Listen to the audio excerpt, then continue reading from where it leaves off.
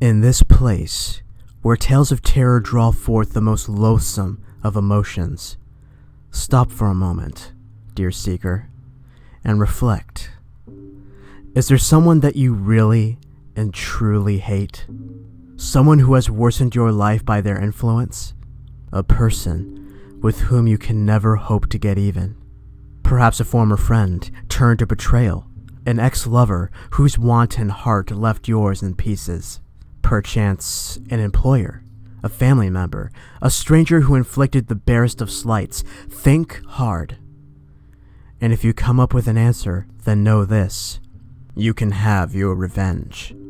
In an isolated field, in a place where civilization has worn thin into the whelming green of nature, you will find the thing you seek. It will not be an easy journey, and there is no guarantee you will emerge from this ordeal unscathed. But if you are truly serious about this hatred, if your heart burns with unslakable vengeance, then, my child, arise one morning at dawn and steel your will. You will need every ounce of determination you can draw from your reservoir of hate. When you are sufficiently ready, go and procure a vehicle, one you won't mind taking through rough and open country. Ensure that it is well-fueled and well-maintained. You will not have the luxury of pit stops on this trip. Ideally, you should bring with you any victuals you feel you will need to sustain yourself. But if nothing happens, bring with you a map or some form of location device. Becoming lost is an integral part of this process, and presumably, you'll want to find your way back. After you have prepared, arise the next morning just before dawn, enter your vehicle and begin to drive. The general direction in which you travel is of little consequence, but you can greatly expedite this process by moving away from any urban or civic areas. The more rural your location, the closer you will be. As you drive, you must stay alert. Keep your eyes open for the signs that others do not see. You must follow the crows. Seek out the roads where they nest upon the power lines. Turn down streets where you see them fly. You will likely become lost, and doubtless you will find yourself driving in circles. But take heart, as this is only bringing you closer to your goal. Crows are intelligent creatures, you see. They are capable of recalling faces, using tools and complex communication. When they see you following them, they will know what it is you seek. After a time, if you are patient, they will begin to lead you. If you happen to lose sight of them, or if indeed they do not appear for you at all, then the time is not yet right for your pilgrimage, and you must return home at once.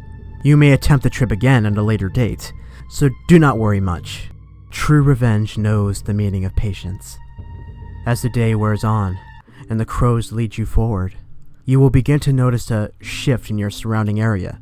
You will find yourself in places you never knew existed, in towns ancient and forgotten, overgrown by the festering wilds. There will be no other cars at this point, no signs of life save for the crows guiding you. At this point, you have crossed over into its domain. You are a trespasser here, and return to your world is impossible. You must persist now, whatever should come your way. Very soon after your transition, the crows will begin to take you off the roads themselves. You will have to travel across open fields and treacherous terrain. If you are careful in your selection, your vehicle should be able to navigate most of these challenges. But eventually, there will come a point at which you can drive no further. At times, a rocky outcropping will impede your progress. At others, a roaring stream will prevent passage. Whatever form this impediment takes, you must thereafter proceed on foot. Exit your vehicle quickly, but make naught of its location. Bring nothing with you. You, a pilgrim in a sacred space, the luxury of the material is no longer yours to possess. The crows will slow when they see you on foot, but they will themselves continue to progress. They are called here just the same as you, so be swift.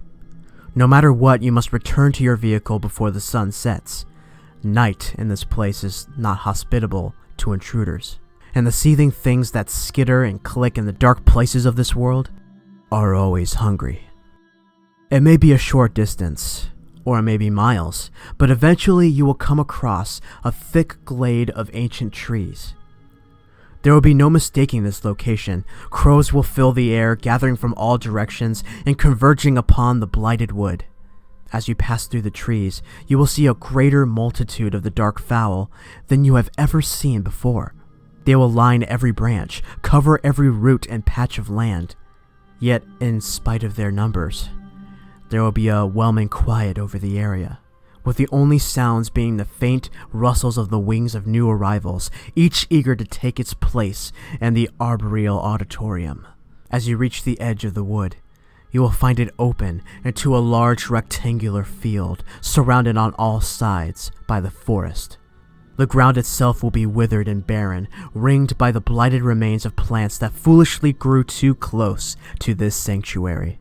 The air will be cold and acrid, and you will likely begin to feel weak as the very ground you stand on repels the life burning impiously inside you. It is here, in the center of this place, that you will find the Lord of Scarecrows. It will be erected on an iron cross, its form made of hide and bone, stitched with sinew and decorated with the limbs and adornments of the local fauna. Amidst this twisting aberration, you will, however, be able to make out the distinct form of a human body, rising up in mock crucifixion. Its flesh all rotted out and dried. Over its head it will wear a hood made of stitched-together skin, and its face will be completely obscured to you.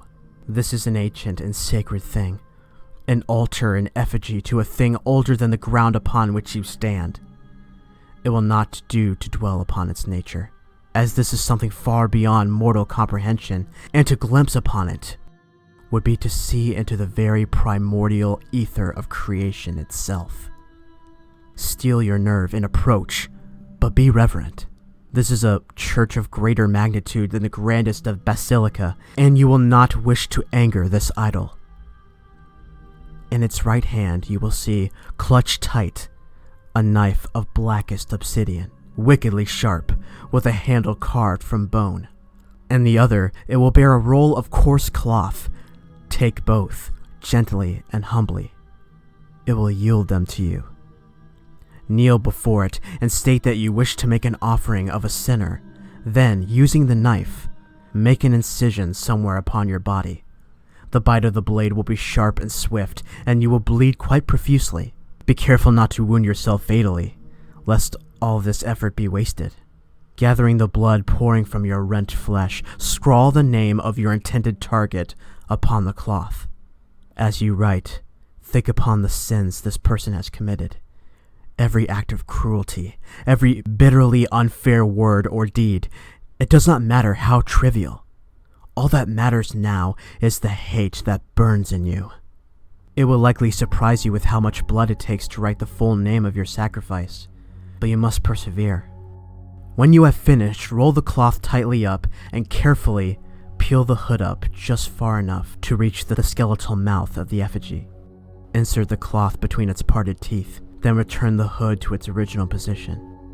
Now, slather the knife with your blood so that the blade is completely coated. Once it drips with crimson life, plunge it into the heart of the idol and speak these words: "My sacrifice is made." You are free to go, but make haste. Doubtless you have little time left before the dying sun sets beyond the horizon. As you make your way back out through the forest, you will no longer hear the tranquil silence. The air will be filled with whispers, with the recitations of sins and wicked deeds. Do not linger here. When you return to your vehicle, begin driving until you reach the road, then go as fast as you can toward the direction of the setting sun. The shadows of this place will begin to grow and shift, but if you have followed these directions perfectly, just as the sun sinks down, a blinding flash should consume the horizon, and when it fades, you should be back in the world of the living, your car idling on an empty but otherwise normal street. Find your way back home and rest. You have earned your reward. Over the next year, the victim whose name you offered will begin to wither. all goodness and fortune will quit their lives, and every endeavor will bring to them only bitter tragedy. When at last they finally die, 1 year from the moment you completed the ritual, they will be broken thoroughly in mind, body, and spirit. At last, your vengeance will be satisfied. From that day forward, however, you will always be unsettled by the sight of crows and the hushed whispers they bring beneath their ebony wings.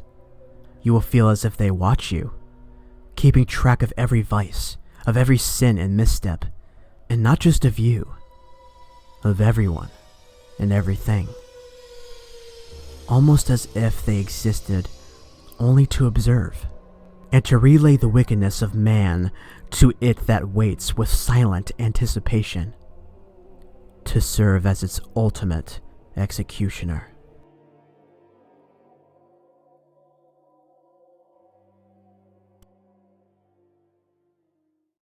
Did you enjoy tonight's story? There's more to come soon. Feel free to subscribe so you won't miss a thing. You can also follow me on Twitter for updates. And if you prefer BitChute over YouTube, I can be found there too. Links down below. Stay safe, listeners.